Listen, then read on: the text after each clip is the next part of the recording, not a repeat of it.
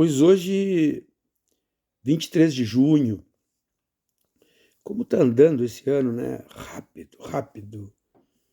Mas que bom que a gente anda, né? Pois sabem vocês que eu também não vivo só no mundo da arte, né? Da criação, daquelas coisas que, na verdade, são as que me dão muito prazer, né?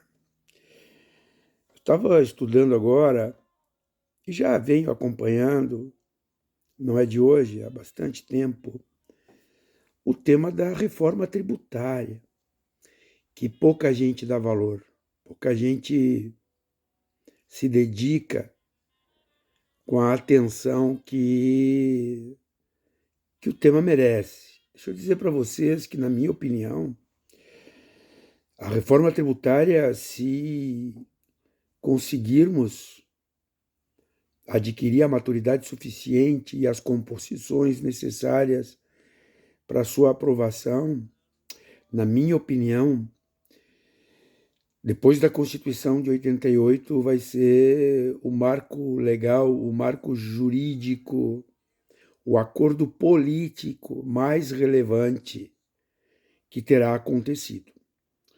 A reforma tributária ela é rigorosamente imprescindível. Nós vivemos um país e muito a partir das suas origens, muito a partir da nossa condição ibérica, lusitana, que vive de Estado. E a nossa teia tributária ela é tão violenta, que se transformou num ambiente de grandíssimas injustiças. Quem ganha menos paga mais. A renda paga mais que o consumo. Onde se produz a riqueza, se concentra a riqueza. Não se divide a riqueza onde ela é distribuída, ou seja, nos ambientes de consumo. A agregação de valor sobre a produção, ela é torta. Os chamados impostos sobre valor agregado, no Brasil, eles são completamente distorcidos. Os impostos que têm função de direcionamento econômico, e isso falo a partir de economias liberais, como, por exemplo, os impostos indiretos, o ICMS, por exemplo, são totalmente distorcidos. As chamadas contribuições sociais, as contribuições federais, que são um tipo de imposto anômalo, criados a partir, por exemplo, das necessidades do Estado com o governo Fernando Henrique, vieram para distorcer completamente a malha tributária que já vinha distorcida. Então seria interessante, sabe, é uma questão de cidadania, que nós pudéssemos nos interessar sobre esses assuntos, porque o tema tributário, ele diz exatamente sobre a questão retributiva, ou seja, como a sociedade contribui para a construção de um Estado, de um aparato que tem a função de garantir o mínimo para a sociedade. E quando eu falo mínimo, o que eu falo? Eu falo saúde, educação, segurança, infraestrutura, regulação. Lendo a proposta que está tramitando no Congresso Nacional e torço para que se consiga um consenso político mínimo para que ela ande, vejo que estamos no caminho certo. Este é o caminho. Muita coisa ainda tem para ser ajustada.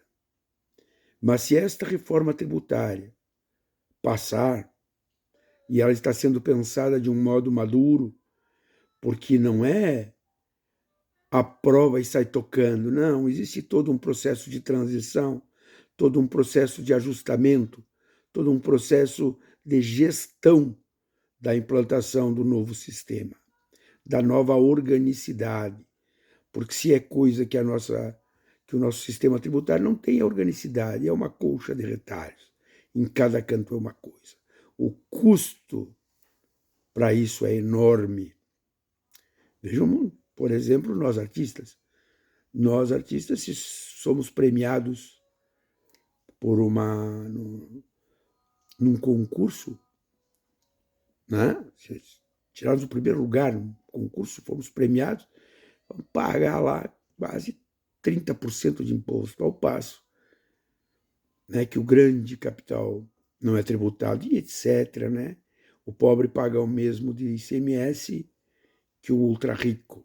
Então são coisas que precisam ser resolvidas mesmo, e nós, sociedade, precisamos nos preocupar com isso, mas não é o que acontece. Tá? Então, e para encerrar, vou deixar uma mensagem, que é a mensagem que eu sempre digo quando a gente trata de política, quando a gente trata de Estado, quando a gente fala em interesse público, a gente não está falando em nada. Por quê? Porque o mundo ele é composto por uma tensão permanente de interesses que são legítimos, no mais das vezes, alguns ilegítimos.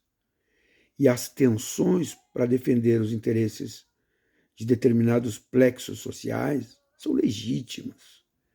E eles vão disputar, eles vão contender no parlamento, no ambiente da representação. Então, nós temos que terminar com este me engana que eu gosto, fazer de conta que existe um interesse universal que deveria presidir todas as questões da humanidade. Não. A humanidade é uma pluralidade de interesses, de quereres políticos, de quereres econômicos. Então, para compreender determinados movimentos que acontecem no mundo do Estado, no mundo da sociedade, a primeira coisa que a gente precisa fazer é terminar com este tal de me engana que eu gosto. Não. A gente tem que ver o teatro da disputa a partir da crueza com que ele se apresenta. Existem interesses que não são os nossos, mas não são mais legítimos que os nossos, e nem menos. Então, fugindo um pouco das coisas que tenho falado, o tema da reforma tributária, ele é muito espinhoso, ele é muito complexo, mas é um tema que precisa ser acompanhado com o vagar necessário de quem tem a pretensão de construir o futuro. As informações estão aí disponíveis e nós devemos ir atrás delas, afinal de contas. É o nosso futuro, é a nossa vida, são as nossas famílias, as nossas empresas, os nossos interesses que estão sendo decididos lá no Congresso Nacional. Ah, mas aqueles deputados são isso, são aquilo, são. Nenhum foi colhido num pé de laranjeira ou furtado de uma gôndola no supermercado. Todos foram eleitos pela sociedade brasileira. Portanto, aquilo que está lá é a nossa cara. Vamos fazer o quê? Não é exatamente o que eu gosto. Não é exatamente como eu comporia a representação da sociedade brasileira, mas é a sociedade brasileira que está lá representada com todos os seus podres e com todas as suas virtudes. Tá bem? Pensem, procurem, se informem.